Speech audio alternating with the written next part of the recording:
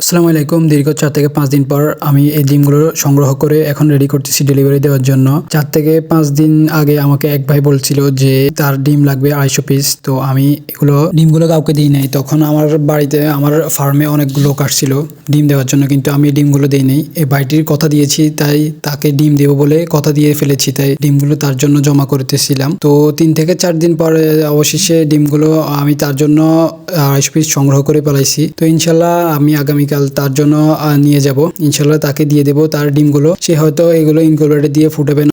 যাই হোক, ডিমগুলো রেডি করার জন্য আমি আমার বাজার থেকে কাঠের গুঁড়া এবং এই বাক্স দুইটা নিয়ে আসছিলাম। তখন একটা লাগে না, একটা লাগছিল।